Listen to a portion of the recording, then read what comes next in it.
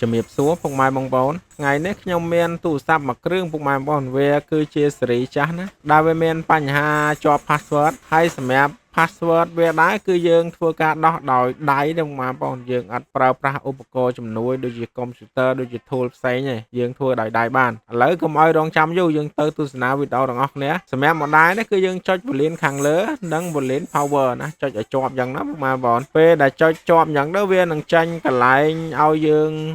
factory reset ណាពុកម៉ែបងប្អូនយើងរងចាំតិចសិនទៅយើងចុចឲ្យជាប់យ៉ាងយើងពេលចាញ់ logo ពុកម៉ែបងប្អូនធ្វើការប្រឡែង power ចាញ់មកនេះបន្តមកគឺវាចាញ់បែបនេះពុកម៉ែបងប្អូនគឺវាចាញ់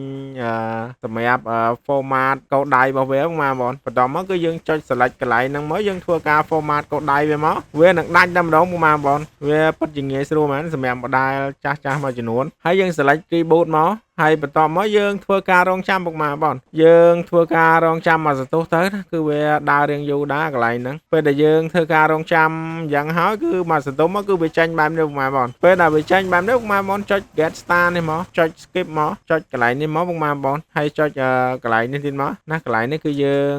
យកកន្លែងនេះពុកម៉ែបងតមកគឺយើងយកកន្លែងនេះបន្តមកយើងយកកន្លែងនេះទៀតមកវាងាយស្រួលទេពុកម៉ែបងសម្រាប់មកដែរចាស់ៗមួយចំនួនគឺយើងអាចធ្វើដោយដៃបានណាគឺយើងអត់ប្រើប្រាស់ computer ឬ tool ផ្សេងសម្រាប់ធ្វើការដោះវាទេយើងចុចទៅតាមហ្នឹងមកយើងចុចកន្លែងនេះទៀតមកនេះពុកម៉ែបងប្អូនអញ្ចឹងសម្រាប់ការ remove កូដដៃមកដែរចាស់ៗគឺភាគច្រើនគឺវាធ្វើតែអញ្ចឹងពុកម៉ែបងប្អូនអញ្ចឹងនៅក្នុងវីដេអូនេះគឺមានតែប៉ុណ្្នឹងទេជាចុងក្រោយកុំភ្លេចជួយចុច subscribe channel មួយផង follow page like share ដើម្បីជួបគ្នានៅវីដេអូក្រោយអរគុណជំរាបលា